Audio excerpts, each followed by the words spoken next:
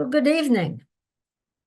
My name is Sister Kathleen Duffy, and as president of the American Teilhard Association, I'm pleased to welcome you this evening to this program, which we think will be very interesting. I would like to also extend a particularly warm welcome to those of you who are here for the first time. And we hope that you come again and that you join our organization, the American Teilhard Association. The American Teilhard Association was established in 1967 to expand knowledge of the cosmic vision of Pierre Teilhard de Chardin, to encourage critical study of his work, and to apply his theology, his thoughts, as we know them, to examine humanity's place in the cosmos, as well as our responsibility for directing the development of an evolutionary world. His ideas are so fruitful, and they haven't been disseminated as well as we would like, and so we're glad you're here to hear this wonderful conversation that we're going to have with Jay and with Ernie. So I encourage you to become members if you're not members already of our organization. If you're interested, please look for our website, which hopefully somebody will put in the chat. Maybe Andrew can put in the chat when you get a chance. And it was on those flyers that we were showing. So this evening, we're pleased to have with us two process thinkers who will discuss connections between the thought of Alfred North Whitehead and Pierre Teilhard de Chardin, and especially around the theme of hope, a theme that is really relevant in our world today. J. McDaniel received his PhD in the philosophy of religion and theology from the Claremont Graduate University in California. Jay is a process theologian and serves as chair of the Center for Process Studies. He is the author of several books, among them Of God and Pelicans, The Theology of Reverence for Life, Living from the Center, Spirituality in an Age of Consumerism, Gandhi's Hope, Peace Between the World's Religion. His interests include Christian Buddhist theologies, eco-theology, religion and science, interfaith cooperation, and religion and the arts. Jay is married with 2 children, an amateur guitarist and singer, who volunteers for sing-alongs and memory care wings of senior citizen centers. He's also a member of the local United Methodist Church in Conway, Arkansas, where he lives, and also a lay associate at St. Scholastica Monastery in Fort Smith, Arkansas. He's also an active participant in a local Buddhist Sangha, I think it is. I'm sorry if I pronounced that incorrectly. He has taught world religions at Hendrix College for 39 years before retiring in 2019. Dr. Ernie Tamminga holds a PhD in cross-cultural religious studies from the University of California, Santa Barbara, where he studied for 5 years with Ramon Panikkar, renowned teacher. His dissertation focused on Teilhard's notion of a privileged axis of evolution. Ernie is a trained spiritual director and member of the board of the American Teilhard Association. During the 1970s, he was a member of the board of the Phenomenon of Man Project, which offered presentations and retreats centered on Teilhard's vision. Ernie calls himself a planet empath, whose heart has long been broken by the degradation we are inflicting on our home planet and all our living beings. He shares Panikkar's frequently stated hope, which I'm sure he will refer to in his address this evening. Panikkar says, "I am holding out for a mutation." Ernie also has had a career in the technology industry and has taught university level courses in world religions and computer science. One of his business cards identifies him as a consulting multitasker. So this evening, Jay and Ernie will engage their topic, Teilhard and Whitehead, on hope for about an hour, maybe a bit less than that. And then once they're finished with their conversation, we'll open that conversation to you. And we ask you to share your questions and comments in the chat. And I'll be glad to try to engage as many as I can, at least pass them on to the two, Jay and Ernie, so that they can really engage them more. And so, you can make sure you know where the chat is and begin to add the questions at any time. So now let's settle back and listen to what Jay and Ernie have to tell us about hope. Thank you, Kathleen. I think I'm starting, Jay. That's right. What I've prepared is about a 3-minute version of what used to be a 6-hour presentation. In the Phenomenon of Man project, the nonprofit I belonged to back in the day, the mid-60s, the artists in the group created 600 color slides, a few of which you'll see in this 3-minute presentation. As I'm sure you know, the book that is now properly called The Human Phenomenon used to be called The Phenomenon of Man, back before the feminist consciousness became what it should be. So I'm going to share my screen. I'm going to try and go through this quick presentation. There's Teilhard's eyes.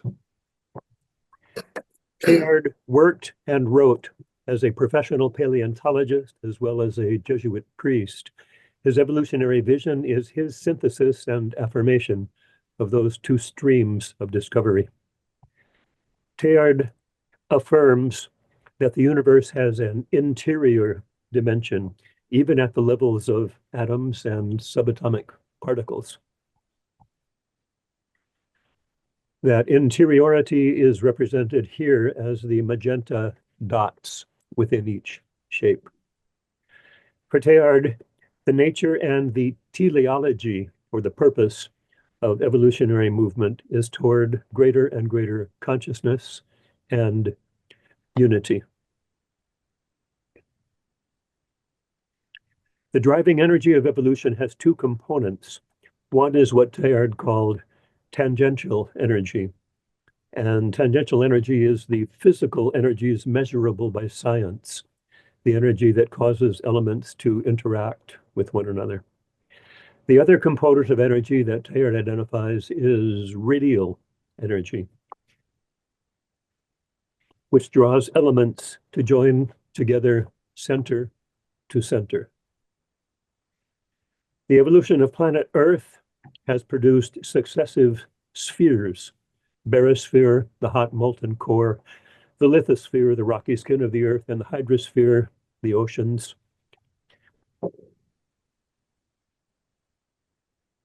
Gradually giving rise to living cells and the biosphere. After vast amounts of evolutionary time, another crucial threshold was reached: the birth of reflective thought. Teilhard emphasizes that all of this is, in fact, one single process, what he calls an evolutionary monism. Once humanity appeared on the scene, we began spreading out to encompass the whole planet.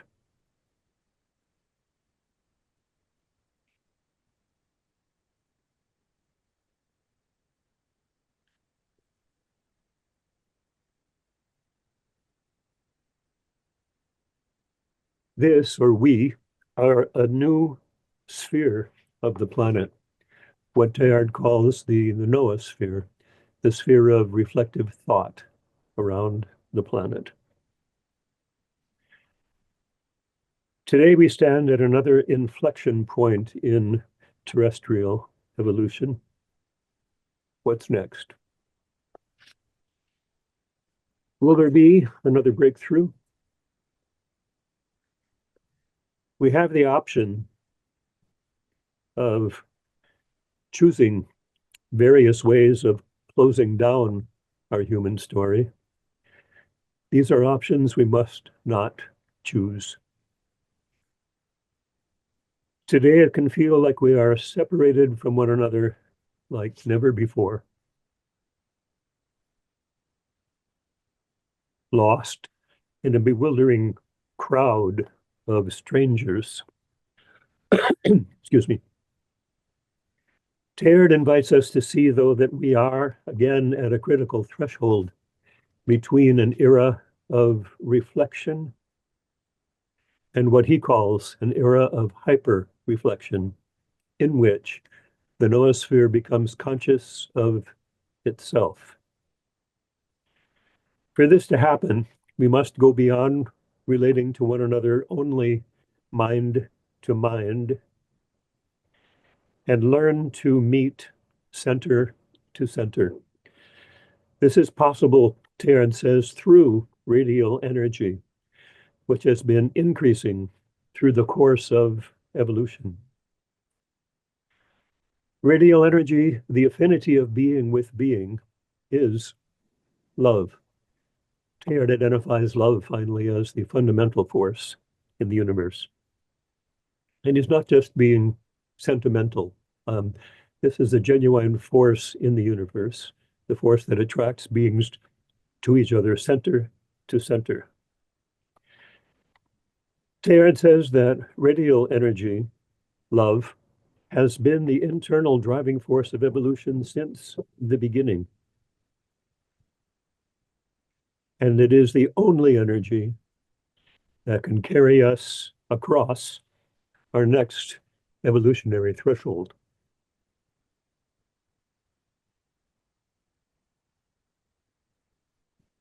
This, says Teilhard, is the culmination of terrestrial evolution, the awakening of the planet.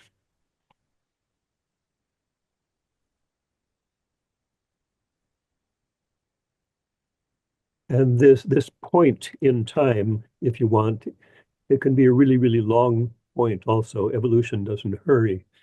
But the point in time at which the noosphere becomes conscious of itself is what Teilhard calls the omega point, or point omega, the culmination of the evolution of consciousness on our planet. That's a 3-minute version of what we used to spend all day presenting in lectures in various cities. Jay, over to you. Ernie, that was really so beautiful. Both your words and the images. And I don't have a PowerPoint, but we have lots to talk about. And we've talked, Ernie and I have gotten together twice prior to this and just had great conversations. And I bet we do tonight as well.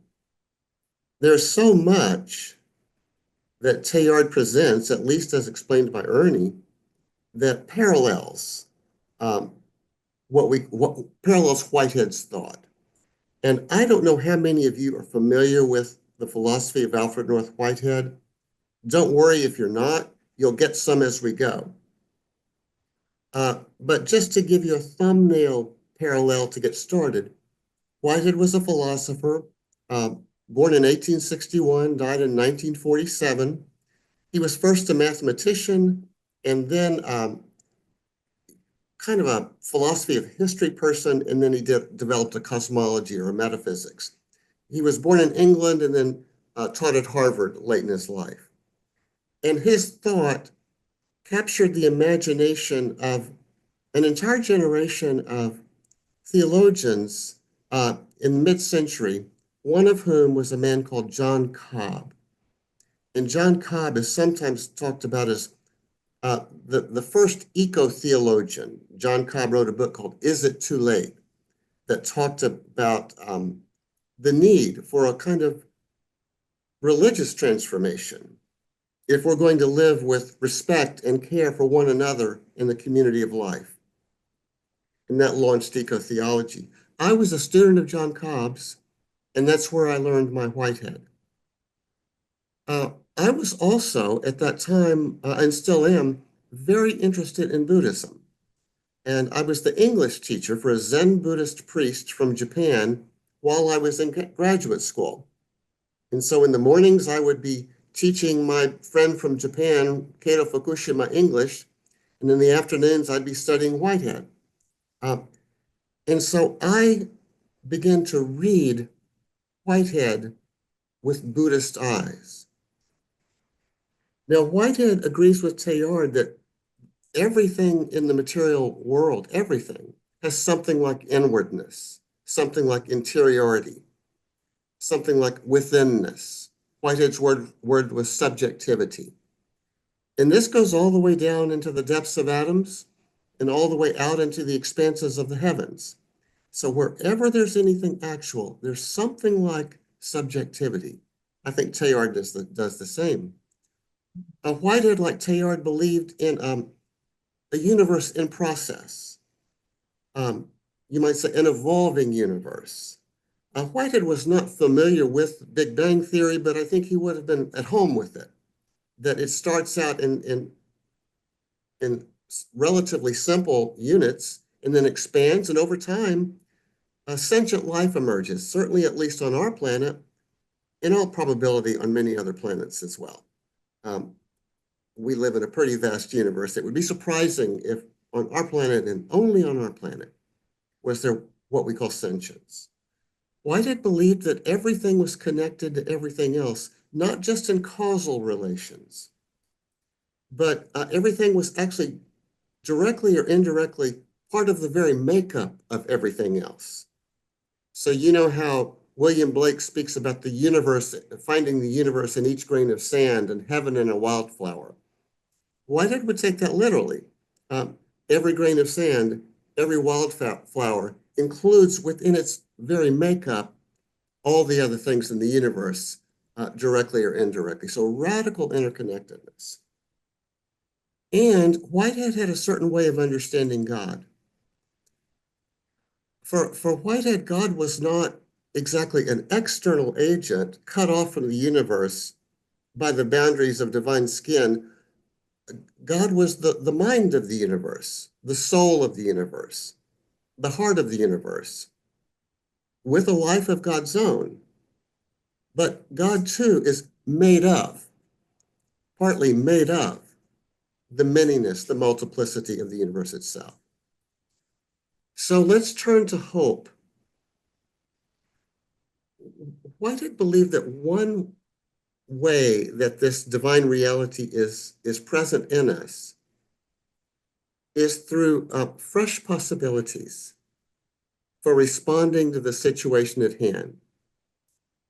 And these possibilities, we don't just create in a way that they come to us. We feel beckoned by them. They can be inside us. They're not necessarily external to us, but we discover them. We don't create them. They're fresh possibilities. And they are possibilities, among other things, for hope,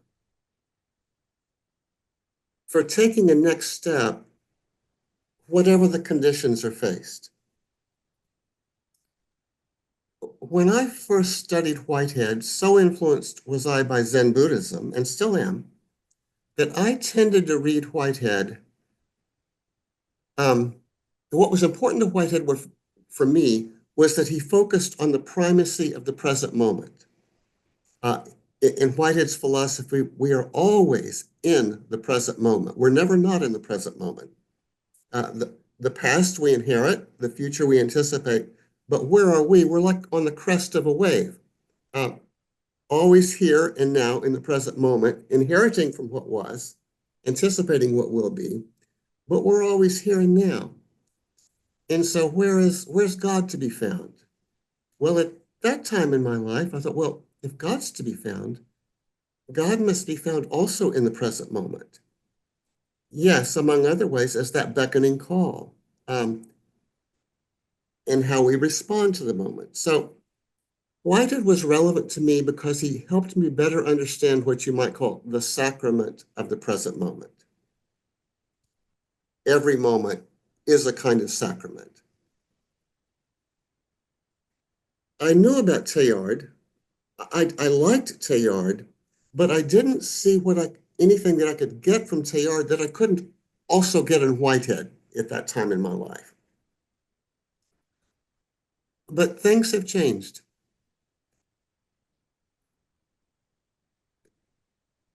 One thing that changed is I realized the need for stories.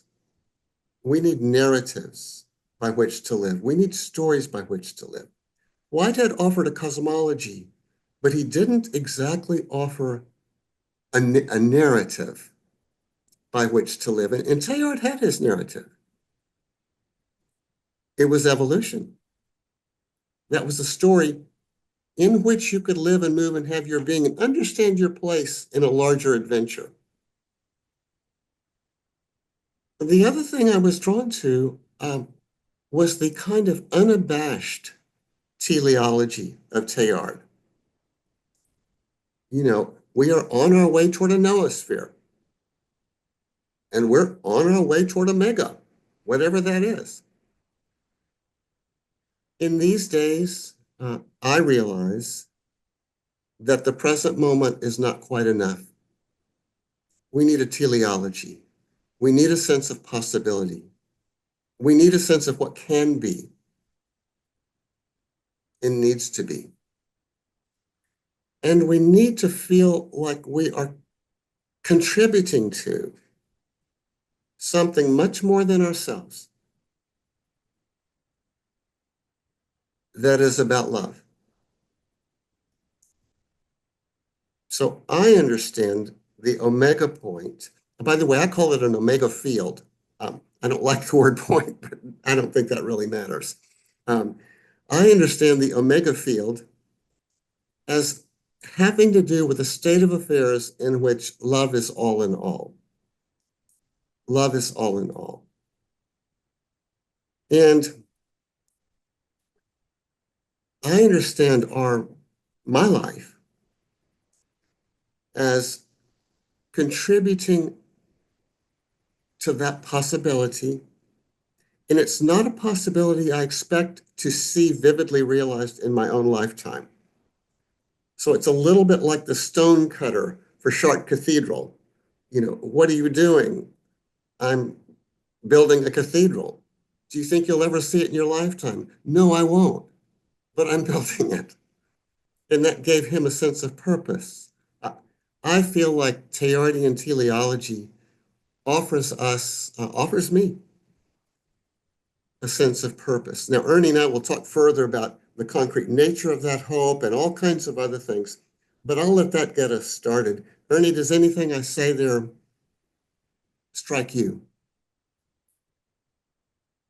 Oh, you're muted. Yeah, Now I'm unmuted. yes. I'm often struck by the distinction between present moment and future orientation. If we become only future oriented, my teacher Ramon Panakar commented that one of the weaknesses in Teilhard, Panakar was very, very familiar with Teilhard himself, his work, I mean, the extent to which we are oriented totally toward the future can lose the present moment for us. And as you said, being totally fixated on the present moment can lose the future for us. So the Teilhard Whitehead dialogue is potentially a really rich one. Panakar's critique of Teilhard also once was that one of the biggest strengths of Teilhard is that he's very systematic. And one of the main weaknesses in Teilhard is that he's very systematic. So if a piece falls out, some of the structure won't hold. my mind, by the way, has always worked such that everything reminds me of everything else. So I'm at home in process philosophy as well. And I heard somebody one day talking about that process philosophy slogan that everything affects everything else. And someone added, but not in the same way. And that's a really good qualification to add there. I'm stopping. Okay. I think I'm going to turn to the hope and Omega. You know, let's kind of cut to the chase. On the one hand, Ernie, for me, there's a side of God in process thought and Whitehead's philosophy. He calls it the consequent nature of God. And it is overlapping the universe. It's not, you know, far away, it's close. And it's a cosmic receptacle, albeit a living receptacle. It feels the feelings. It feels the inwardness of everything that is. Each living cell, each atom, each animal, each person. And it receives that into its own life. And it does so in a loving way. In Whitehead's words, with tender care, that nothing be lost. And so sometimes when I think of Omega, I think of that reality, that there's something embracing the whole of the universe that feels the feelings of each and all and weaves it together into some kind of harmony, some kind of harmony. Whitehead's phrase for that was a harmony of harmonies. Now, it's not a harmony that excludes suffering, or it's not a harmony that pretends that all is pretty. But it is some kind of gathering together of everything that happens as it happens. So in that sense, for me, Ernie, the Omega is already. It's that side of God that continually receives and absorbs everything all the time. But I know that for Teilhard, there is a sense in which Omega is also something that's not yet.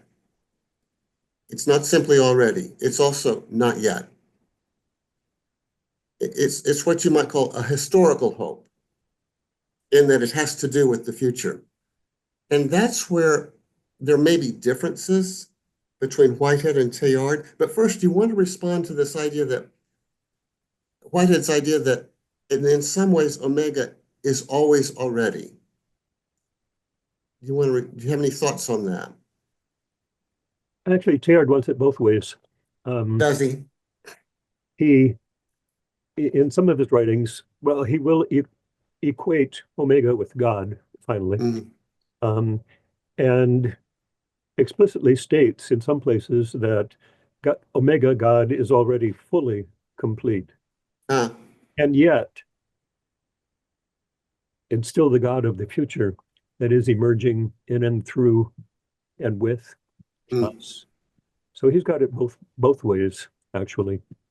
I don't know if it bothered him or not, the apparent contradiction there. But I guess we can have it both ways too. Well, how about for you? How about for you? Do you appreciate both sides of that, or? I do. I like being drawn toward the future. And I very much feel the presence of that which draws me toward the future, which is God, and does not draw me only toward the future, but toward the full present. some of my own, I'll shift to my personal story here a little bit. Some of my own yearning for the coming into consciousness of the noosphere itself, which I don't think has happened yet. Another side issue there. Some elements of the broad Teilhard community say that the internet is the noosphere, and the noosphere is already conscious of itself. And I disagree with both of those notions. For me, the internet is a very, very powerful tool, as well as artificial intelligence, not the noosphere either. Powerful tool for the kind of consciousness we already are. But I yearn for a conscious noosphere whose transformation is as fundamental as the first appearance of reflective consciousness on the planet. So it's got to be something deeper than just new technologies. My own thirst for that kind of communion, the kind of communion that Teilhard envisions of the final unification of the planet.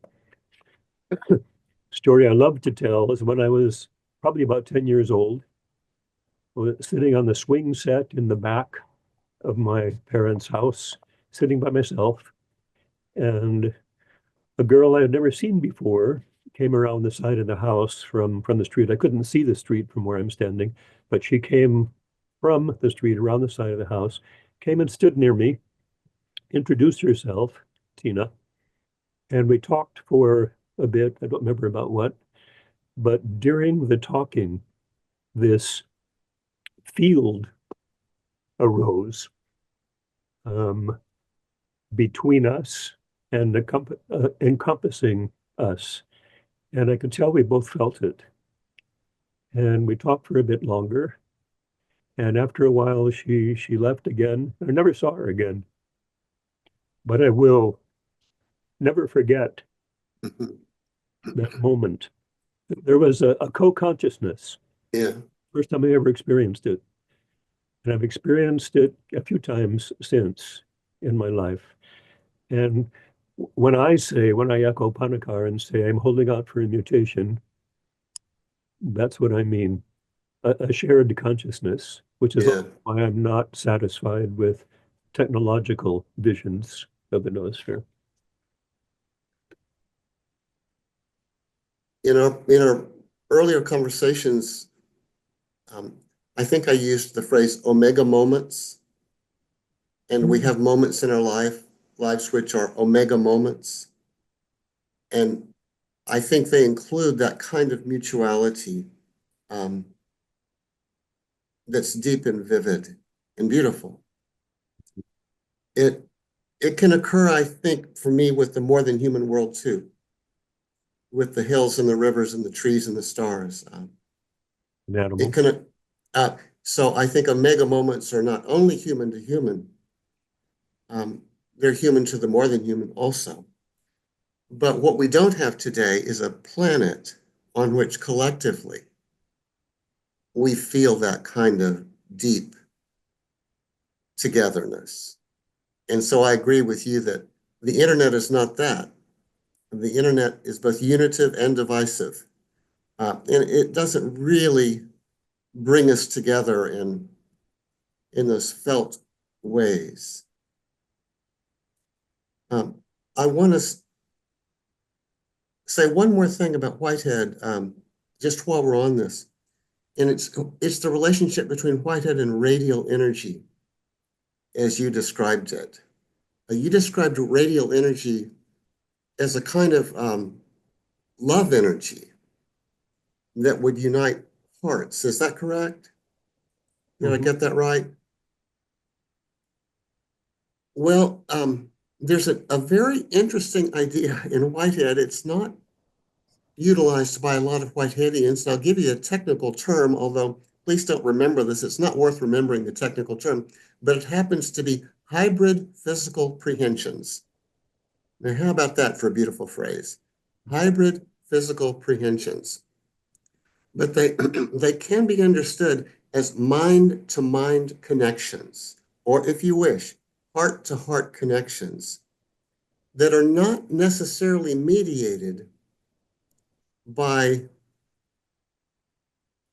physics and chemistry, by contiguous events such that there's a chain reaction. They're actually more direct. So you can feel the feelings of others in a direct way through hybrid physical prehensions. That's actually the way God would feel us, if you think about it. But your experience with that woman sounds to me like a heart-to-heart connection of radial energy. Now, I know you think there's a kind of third, do you think there's a kind of third consciousness there too? Is that right? No, I don't deny the possibility of third consciousnesses in such fields, but that particular one was she and I, and together. We in a way we made a third, but the third was not an additional. I see. Yeah, you made a third. That makes good sense to me. I think that one place that some of us have experienced a little bit something like that is in singing with others in choirs. And so when you're singing with others in choirs, and if you happen to be singing in harmony, there's a kind of togetherness and differentiation at the same time. And it's really beautiful that your soul tingles because it's so beautiful.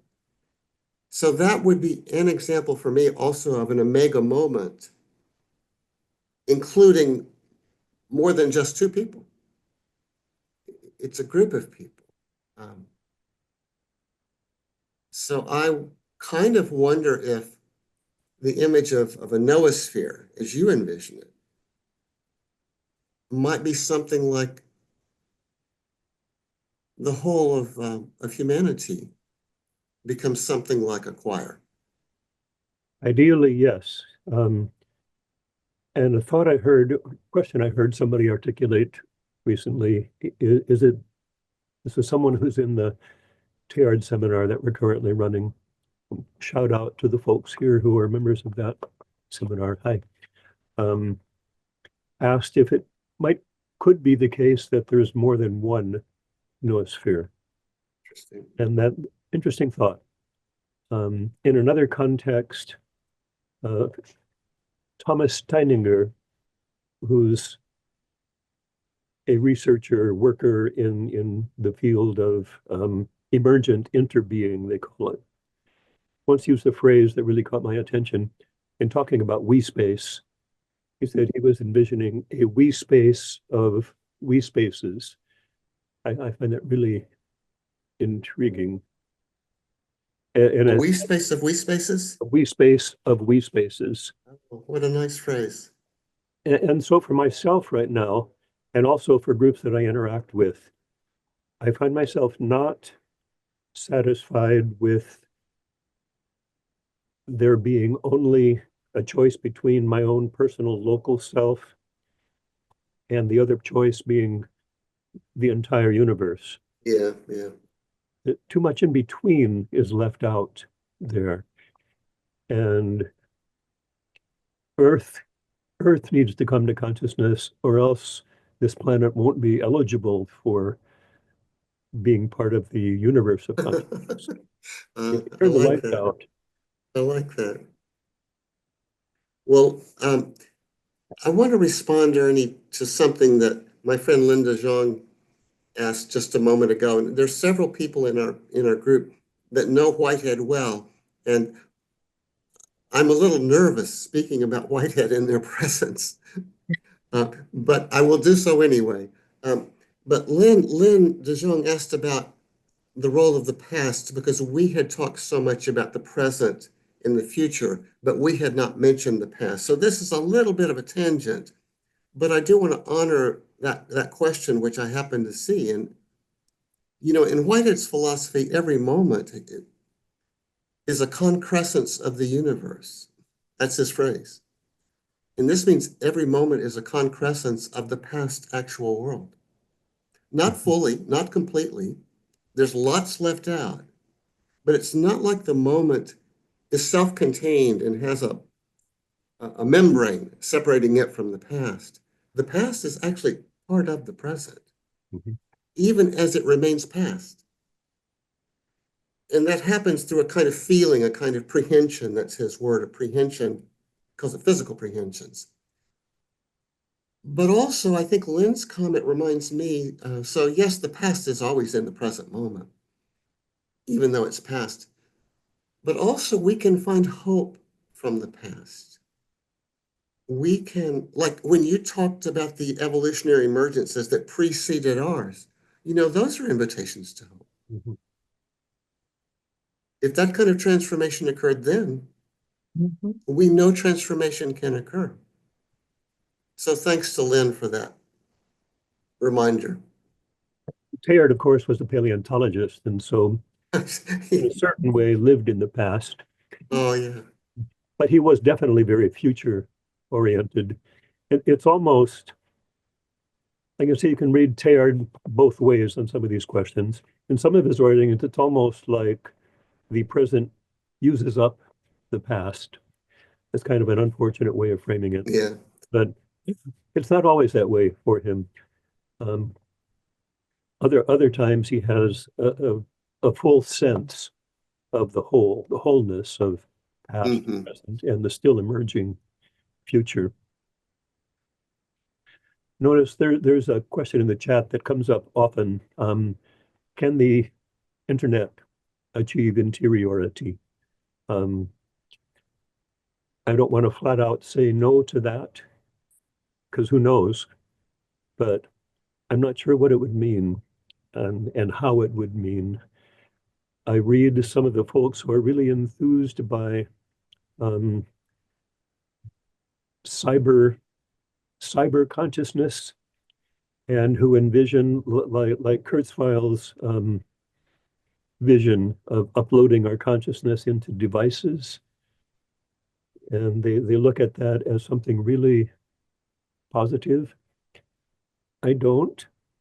And I wonder if someone who thought about it enough would really be willing to give up all the senses that we have in our embodied selves in order to become only consciousness.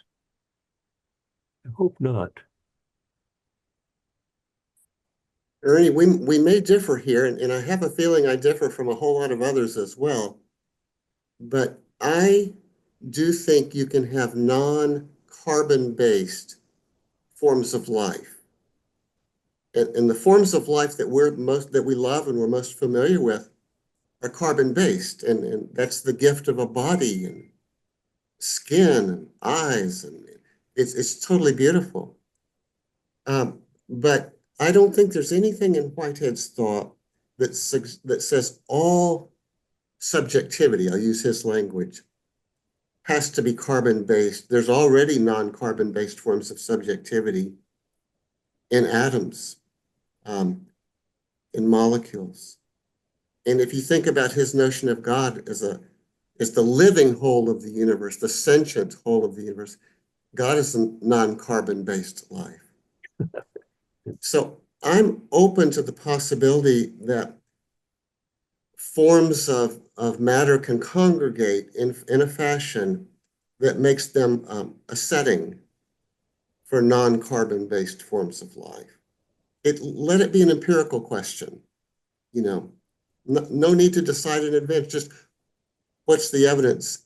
One other thing I'd just like to add here is Whitehead believed in a multidimensional universe. So three-dimensional space was not the whole of it. And so he had the notion there could be a 67-dimensional universe. There could be a 32-dimensional universe. And as a mathematician, you can even work out the geometry for it.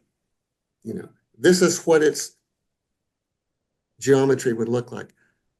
He was open to the possibility that there could be forms of sentience in those other dimensions that might be very different from what we know, but still they would be subjectivity. So that sounds like techno-futurism, but it's also very traditional, indigenous peoples. have had spirit worlds, living ancestors. So I don't think it's really all that wild. But I do think the life that we love, and rightly so, is this embodied life. It's I gorgeous. I don't disagree with anything you just said. Separate question as to whether the internet as it exists, or even artificial intelligence as it almost exists, can be sentient. I don't know about artificial intelligence. That's getting really, really weird these days and interesting. I don't think it's sentient, not yet. I've read about Yeah. some interactions with it where people are asking it whether it's sentient, and it can pretend at it, but then usually it'll wind up um, acknowledging that it's just pretending. Um, I I suppose kind of think artificial intelligence is intelligence as understood by engineers, and that's not the same as a full-bodied intelligence, which doesn't have to be carbon-based. I'd agree with you on that. Um, but there's something well, about embodiedness and senses of the what's around us, what's between us, what's with us, that at least at this moment, I don't think machines have reached. And as long as machines are being designed by beings like us with all the limits we have, especially if we restrict ourselves only to our minds, if we're designing machines from that point of view, sentience won't be there. well, I'm open, but awaiting further evidence. Me too. Me too. That's where I am. Awaiting. I'm watching the clock, and I kind of want to get to the question of the concrete dimensions of hope. So I'm going to turn there. This may be where Teilhard and Whitehead differ, or at least J. McDaniel's version of Whitehead differs. And so let me just kind of lay it out. Um, I, given the world as I know it, I kind of have a hard time imagining a transformation of the planet such that it becomes a choir of love. Uh, and and that when I think of the planet, I also think of many forms of life, not human life alone. Um, I think of bacteria. I think of viruses. I think of tigers. I think of predators. And I'm not faulting any of them, but I just have a hard time imagining that the whole of our planet could be transformed into something that would be beatifically nonviolent. And I'll take it a step further too. When I think of Omega, I really think of the whole universe. I just don't think of the planet Earth alone. And with what we know from the James Webb Telescope and many other sources, we really are a very small part of a galaxy, which is itself a very modest galaxy compared to billions and billions of other galaxies, which themselves have solar systems and planets. So when I think of, is it the cosmos itself that becomes Omega? Or is it just planet Earth that becomes Omega? Teilhard stops with Earth. And at the very end of the human phenomenon, he um, introduces some possible things to speculate about, one of which being planet Earth becoming one conscious planet in a community of conscious planets. Um, but he doesn't choose definitively any one of the possibilities that he offers there. For myself, um, an overriding thing for me bodily and mentally is awareness of the planetary emergency that Mhm. we're in. Um, I don't want to be irrelevant to that. I don't want myself to be irrelevant to that. And I just bring that up, I guess, because for me, avoiding what's usually called spiritual bypass Mhm. um, is something I'm very aware of. Um, as was said in the introduction that Kathleen gave, my heart breaks for our planet. In, in the Whitehead world, we often talk about the greatest hope today is for what we call ecological civilizations. And those are civilizations where people live with respect and care for one another and the larger and the community of life, the, have a sense of reverence for life with no one left behind. So there's an element of justice that goes along with the image of an ecological civilization. It's not about the environment. It's about living in meaningful connections with life, including human beings. Mhm. And I don't think any of us in the Whitehead world think of ecological civilizations as perfect, and they can be approximated. You know, you can be further away from them or closer to them, but we really, really need them. I And think there's our not greatest much hope for the resource, planet unless we grow in that direction. I'm not inclined to speak of that as omega, but I'd be open to that possibility. But I'm wondering, could it be like a third omega? You know, can there be degrees of omega? And it's closer to omega, but not the full thing. What do you think? I think we're not going to leap directly from where we are to that. Um, and I think our greatest resource in even beginning to approach that is each other. And each our understanding of what is each other needs to Yeah, deepen and expand as well. Um, Western civilization, I don't think we're alone in this, but it's certainly true of us. Western civilization, we refer to other civilizations as like developing countries. yeah, Everything yeah, is compared to what we are, and we're at the top of a hierarchy. Um, a wrong way to go about it. Um, we need yeah. to look into each other's eyes, need to feel into each other's hearts, need to, well, co-consciousness. I mean, I've had a taste of that, but I can't define it. Do you think there's anything like that that's also possible with the more than human world? Yes, And do you think we have tastes of that in our own experience I think of so. I have a friend co-consciousness? who's um, just finished a PhD in microbiology. Hmm. He's talked about having to be careful, not anymore, he's got his PhD now, but while he was working on it, he had to be careful about his own talk about the way that microbes have their own Yeah, superiority. yeah, Says you can watch them approach food and avoid danger. There's some kind of interiority going on there. And certainly when you like look into the eyes of a dog or any other being, and if that one's looking back, you realize that we're we're not alone in some deep sense. We we we deny our relationality to our great peril. Um, we deny it by not even being aware of it, I think is what we yeah. do.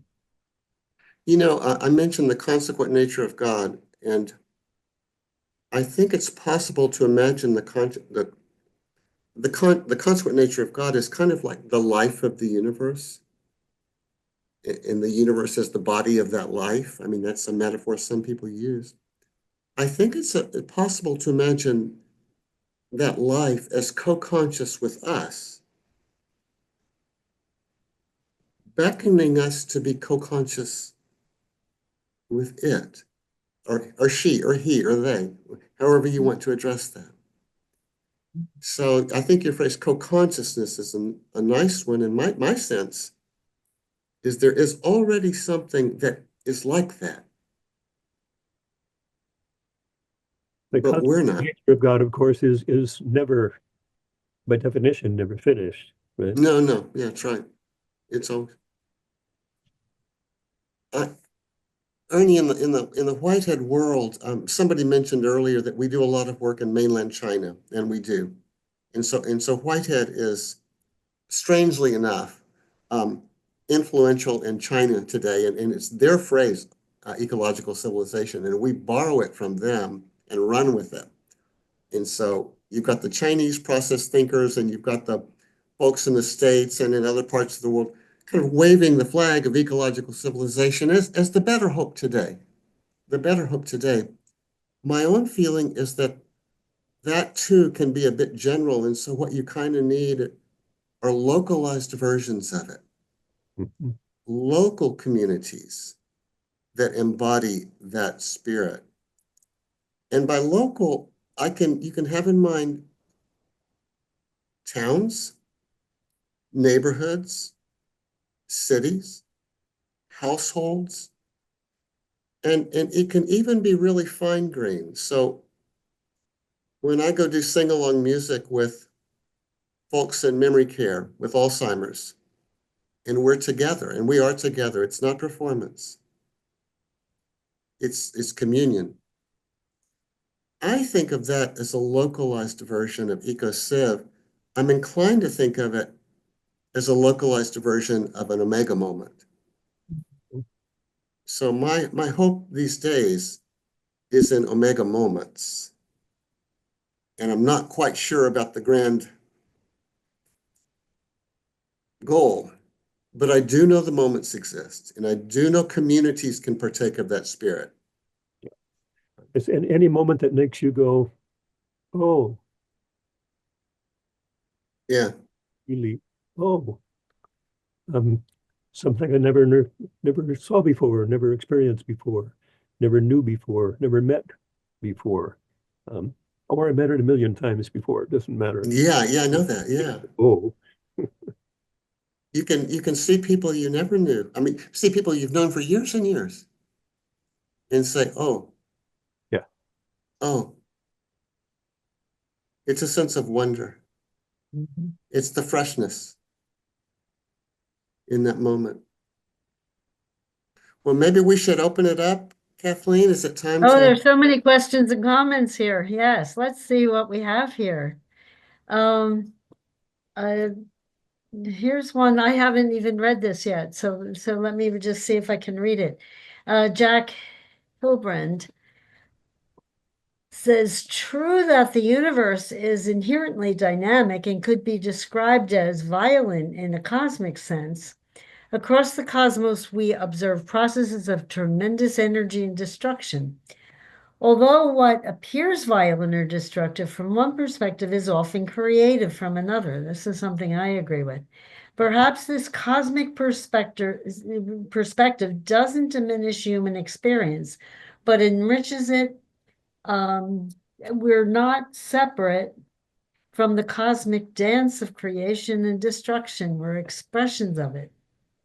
And so, Jack, so if you would like to, come in on that. I think the mysterious dimension about violence and destruction and the opposite, creation and building. The mysterious dimension is intentionality. Um, so I would say the universe can be violent. Um, at least top of my head, I don't find that blameworthy. I don't think the universe intends to damage, and our human experience. Um, the more that we're aware of the intentionality that we are, the better we are able to treat other beings with the respect they deserve. Mm. And Linda Jung is saying is sending a question. Is it interiority that microbes experience, or is it agency? And are interiority and agency the same? That's a good question. I'd like to hear what you have to say, because it's the one that people do wonder about. Kind of a vocabulary question. At this stage in my life, I realize that lots of words that I used to know the definitions to, I don't anymore. Mhm. I love talking about consciousness, but now what is consciousness? I really have no idea, or I have too many ideas. Kathleen, I'll jump in on that one. Whitehead actually thinks wherever there's anything like actuality, no matter how small or how large, relatively speaking, there's something like a creative response to what is given Hmm. in its environment. And so that's a kind of agency. Mhm, mhm, And so interiority and agency go together. mhm. There's also a feeling of that environment. So when I hear interiority, I think both agency and something like prehending is Whitehead's word, Uh-huh. feeling. It need not be conscious. Clear conscious awareness is a real rarity, Mhm, uh, even in me.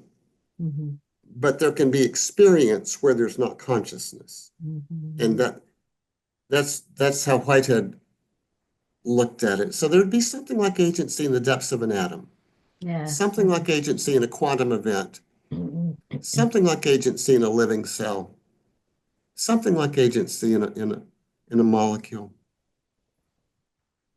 And you know, those examples that I just gave, most of them, some of them, were solid matter, but you know, matter has various states, Mhm.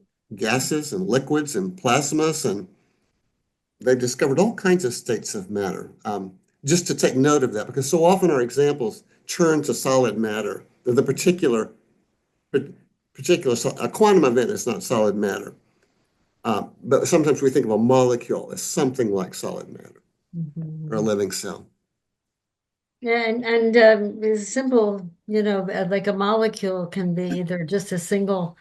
Well, it's not really a molecule, but you can have two atoms or three or four, and the what they experience is so much more complex as the number Yeah, increases, and so their interiority or their yeah. or to agency is increases. They can vibrate now, and they can rotate or whatever, So that's a good example. Do Huge you challenge think that, is when we think about agency, we inevitably, necessarily, think about our own embodiment of agency, our own experience of agency. And if we then try to talk about agency in a bacterium, um, we first are tempted to imagine like the bacteria is thinking, well, what am I going to do next? yeah, Probably Mm, not the case. What consciousness, agency, so many, many, many, many different forms. And one of the things that I'm enjoying the best at this late time in my life is like reading indigenous writers and mm, writers for whom things are self-evident that I never even thought of before. mhm, Because that calls into question, not calls into question, but calls into relationship, good process word, calls into relationship everything I thought I knew. I don't give it up, but I realize how relative it is to the world that I grew up in, the world that I know, and I aspire to keep knowing more. Good. Shall we get another comment? yeah. Here's one from Michael Kovacic. Anyway, Kovac. I'm sure I'm is murdering your name. Sorry, Michael. Did Teilhard believe that the omega point is inevitable, or since he was an evolutionist, did he believe that it was contingent, that it might not happen? both of those. You can find both stances in Teilhard. I think fundamentally because he ultimately equated Omega with God. He wanted to take it as inevitable, or at least strongly moving in that direction. But he was even though he was accused of not being aware of evil in the world, he was quite aware of evil in the world. And when he talks at the end of the human phenomenon about the possibility of what comes when the noosphere becomes conscious of itself, he acknowledges that one possibility is a bifurcation between those who really are seeking unity and love, and a possible turning, even at that point, by others towards separation, division. Good. Here's another one that down that line, kind of, from Robert McDonald. If we're speaking of hope, as we are, is it not appropriate to imagine an eschatological peace, not the protological myth, where we can find a creaturely kinship? I don't think I understood the middle of that question. Yeah. So is it not appropriate to imagine an eschatological peace? What does that mean? Peace at the end of time? The end time peace, eschatological? Or not the protological myth where we can find a creaturely kinship. Oh, I think Do you get it? where's Robert, are you here? Yeah, he's up there. Yeah, I can chime in. I wonder if he can say just a little more. Could you say just a little more? Yeah. So, can you hear me? Yeah. Yes. Okay, perfect. Yes. So this gets into my PhD research at CST, Dr. McDaniel. I'm working with Philip Clayton, as both Oh. Ernie and Dr. and Sister Kathy know. Yeah. So I'm speaking of, there's the eschatological piece of, say, Isaiah, the peaceable kingdom, versus the protological myth of Genesis 1 and 2, where beings were created according to a certain pattern. And so I'm wondering, is there a sense in which we can, my dissertation is on ethical vegetarianism across multiple traditions, including Jainism and Shinto. And so I'm just curious if perhaps we can find hope in both Teilhard and or let me rephrase that. Is there a way in which we can find hope in both Teilhard and Whitehead, both of whom I've studied, uh, to move toward what I would call what others actually have called a creaturely kinship? I think Elizabeth Johnson talks about this as well, where we can move away from the violent tactics we have toward, as a species and a society, toward creation in general, but also our fellow creatures, our fellow animals on Earth. Let me respond, Robert. I think in Whitehead and in Teilhard, it seems to me that there can be good and desirable possibilities available to us that have not been available in the past. So just so there can be hopes available to us that were either not available or were not especially relevant in the past. So the idea of a peaceable kingdom, for example, where the lion lays down with the lamb, and let that symbolize some kind of creaturely kinship and some kind of peace that really has not been known in the history of life on Earth. That doesn't mean it's not still possible. It can still be possible and desirable. And then you could look at a tradition like Jainism, for example, as, in a way, glimpsing that possibility and embodying it in its commitment to vegetarianism, for example. So, and I see Teilhard as well as Whitehead both inviting us to recognize possibilities that are available to us that may not have been available in times past. I don't know if that answers your question, but that's the way it seems to me. I still have a hard time with the peaceable kingdom in taking it too literally, but a sense of creaturely kinship on the part of human beings for other creatures, I fully believe in.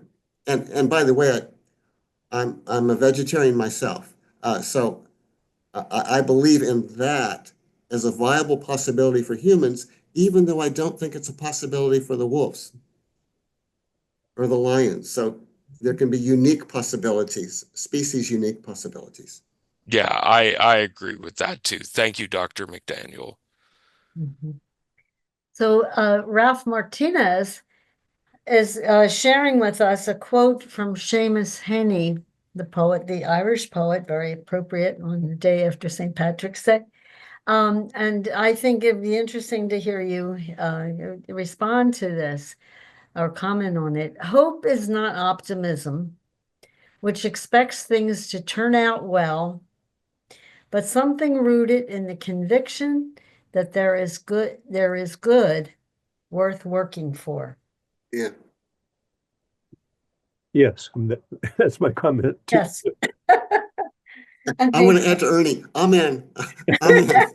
Yeah, maybe that's the point, is the working toward, that's what Amen. the drawing of Omega is toward the future. So good for Seamus Heaney. We all agree. Let's My see. own evolutionary slogan is "You are always complete and you're never finished." Um, There's hope in that too. Oh, Ernie, that's so Zen. Zen Christian. I call that Zen Christian. Always complete, here and now. There's the Zen part. Never finished. There's that eschatological Christian part. Yeah, right. Wow. Let me see. Here's another one maybe we can look at from Thomas Hastings to everyone. Experiences of loving presence and exercising loving of all things are what I think leads to growth in loving generally and brings us closer to Omega. So experiences of loving presence, exercising loving of all things, they're the things that bring us to Omega. Question mark. So that was a question. It was written as a sentence with a question mark. Again, good. You take it, Ernie. Well, yes, answer to that one too. Exercising love in all situations, that's making eye contact with somebody who wasn't expecting it, a smile, a petting a dog, loving a plant, beholding a sky. Those are all love. And I want to add to your examples there, forgiveness as a form of love that adds a kind of something to life that's unexpected sometimes, but really important. I think in the ministry of Jesus, loving your enemy and forgiving people 7 times, 70 times, that was a dimension of love that I think may not have been as emphasized in the Judaism that he inherited. Mhm. The notion of loving enemies is really very rare in the history of religion. Not among the Jains, Robert, but it's a rather unique thing. I took that question, by the way, as can our small acts of love or our random acts of kindness, or do they contribute to the emergence of Omega? And I want to say, yes, they do. Yes, they do. I think that they participate in add to whatever hopeful future is possible. Mm.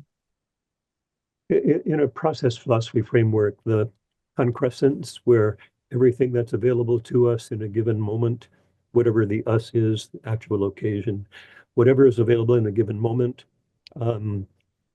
comes together in us and becomes something new that's available in the world then, and available to others as part of their own experience of concrescence.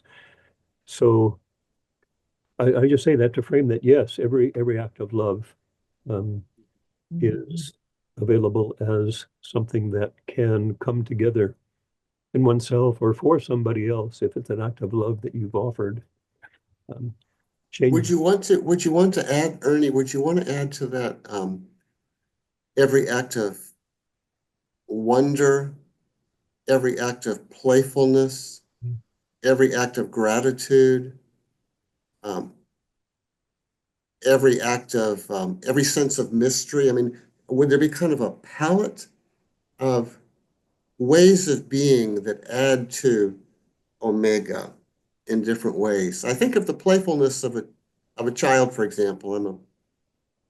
I'm the proud grandfather of 2 one-year-olds, and I'm watching them play and learn to laugh. And there's just something so beautiful about that. I think that contributes to Omega. I think it does. Absolutely. So to spread it out a bit, so love broadly defined, it's all love broadly defined. But if we meant love more narrowly, there's more than love. If we define it narrowly. Which I think goes back a little bit to this question of violence in the creativity of the universe. It's not exactly love narrowly defined. But there's something intense and vital Teilhard about. I really like is Teilhard says, love is the free and imaginative outflowing of the spirit over all unexplored paths. That sounds like creativity. Yeah.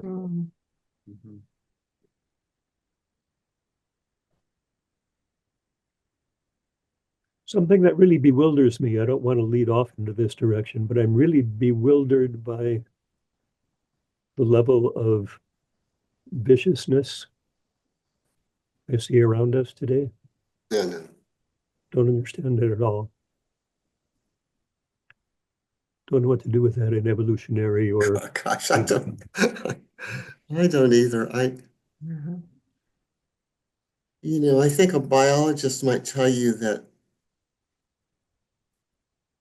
viciousness maybe played an evolutionary role in some forms of evolving life.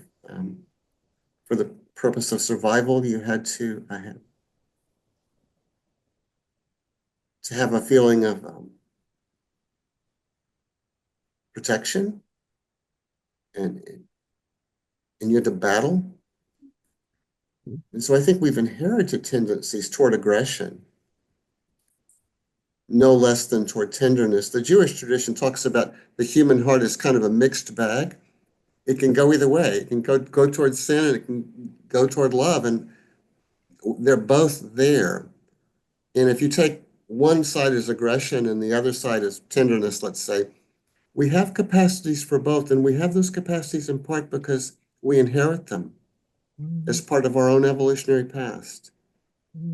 We're not born tabula rasa. We're born with already existing potentialities encoded within our genes, and that comes from the past. But how did it come that we now live in a culture where meanness is almost normative? Yeah. And tenderness considered weak? That's a very odd situation. Let us pray.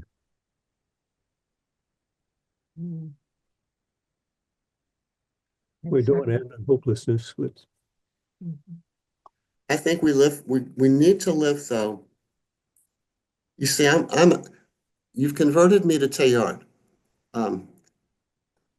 I don't know if I'm an Orthodox Teilhardian, but I'm a process Teilhardian. And I think there's a pulling something in us that's about love, deep down, radical. The resilience of the human spirit. And I that, think that exists now. I mean, that still exists among the meekness. Yeah. And we'll see if it surfaces, I think in the future. Yeah. Are you ready for another question? Yeah. This one comes from Diane Baker, and she already asked a question, but her questions are good. Could it be that the universal unitive consciousness or God consciousness is making room for or trying to incorporate the newness of the moment and the everything of present moment affecting everything that came before? This sounds very Whiteheadian, I'm sorry. But I love it. Can you repeat it? I thought it was a I would poem, and love it. I was living in the poem, and now I realize it's a question. Okay. Yes. Could it be that the universal unitive consciousness or God consciousness is making room for or trying to incorporate the newness of the moment and the everything of present moment affecting everything that came before it? So it's something about, well, go ahead. I'm not going to say because I think Well, I want Ernie I'll say, I want to see what Ernie says, and then I'll follow up. I was going to say, smart. I'm going to say what Kathy said. It is a very Whiteheadian or process way of. Yeah, so at least I know that. I say that's not fair at all. That's like saying, you take that one, Jay. No, Yeah, I'm giving it back to you. You take it, and then I'll follow up. Just do your best, Ernie.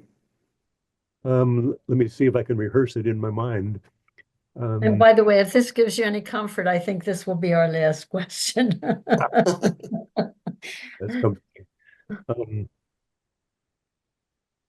there's a lot of words in the question. A lot of Yes, different right. newness, by implication, concrescence, to use a Whiteheadian term, how all these things that are new and already around us come into one in such a moment. And then that moment becomes available to others to incorporate into their experience. So that's all I can do with it, Jay, is just riff on it, not answer it like a question. You did fine.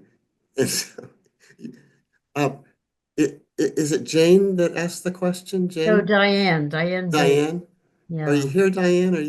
Can I see Diane on the screen? maybe she's left already. Some people have.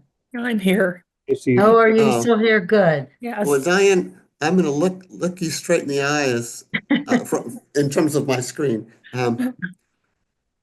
I think that at this moment, you are concressing, and that means you're gathering the many of your world into the unity of this one moment, this experience. And that's being expressed as you look back at me. And I'm concressing too. Every word I utter, every gesture I give is an act of gathering the many of the world I inherit and we inherit. And I'm giving it to you. And this is new. See, this moment never occurred before. That's for sure. This moment never occurred before. So this act of concrescence is brand new. And it always is, actually. But is there something in you and in me that beckons us to respond to one another in a spirit of love? And I think there is.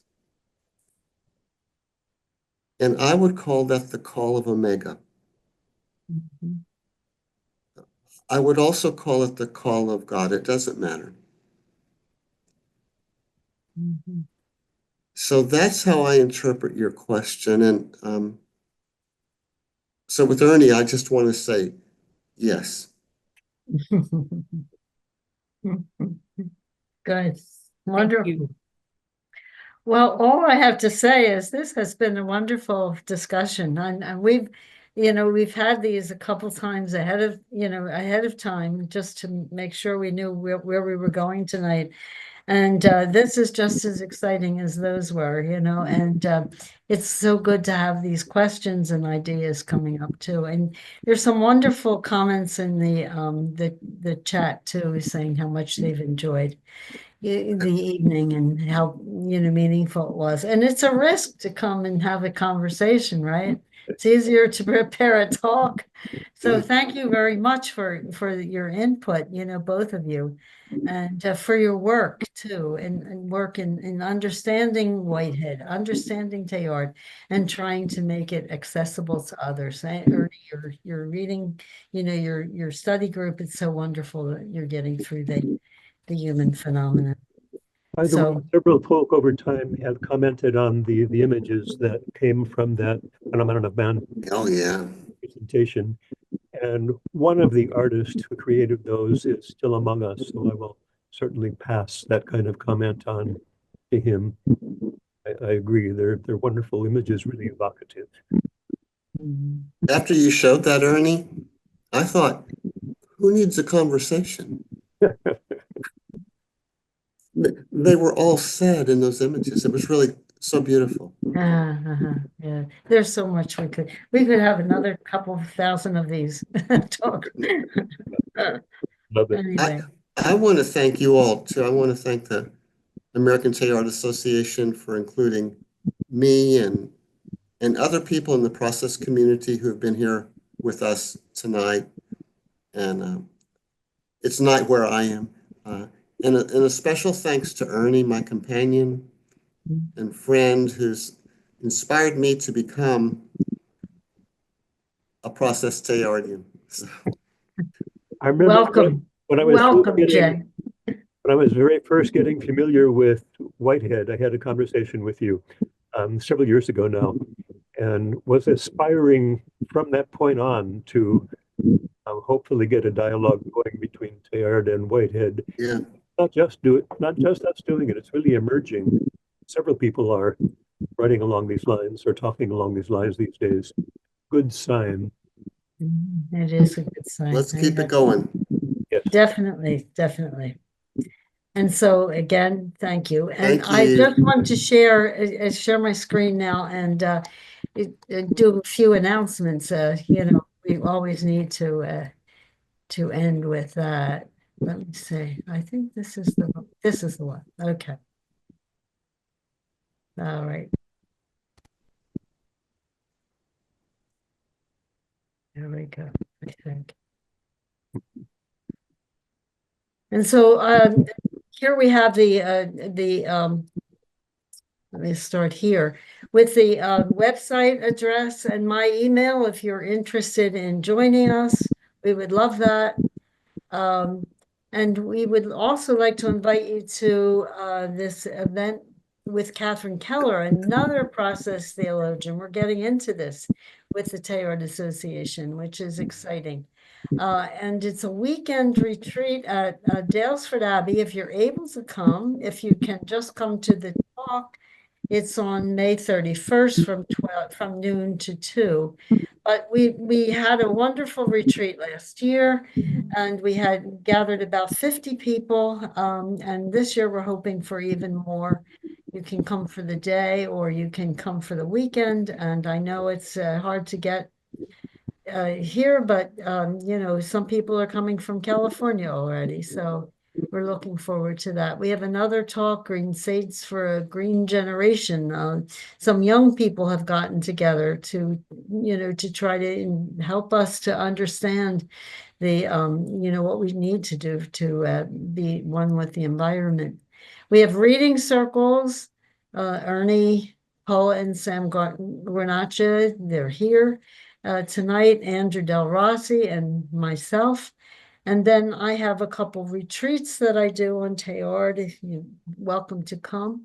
We just put out the proceedings from a wonderful conference we had in New York and Poughkeepsie, celebrating Teilhard's Mass on the World, its 100th anniversary.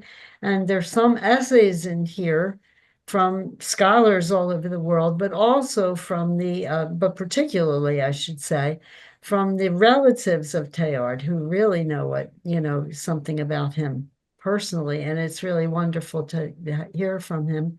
If you haven't watched this film, you should. It's really wonderful, 2-hour PBS film. You can go to our website and you click that picture and you're there. And I'm sure you'll enjoy it. And of course, we have social media that you can follow us, Facebook, Instagram, and of course, our website. So I want to thank you all very much for coming and for participating. The questions and all that you should make a copy of those, because there was a lot of conversation too. So within the chat.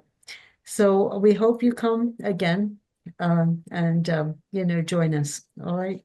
Thank you. Have a wonderful evening. Thank you, Kathy. Thanks so much.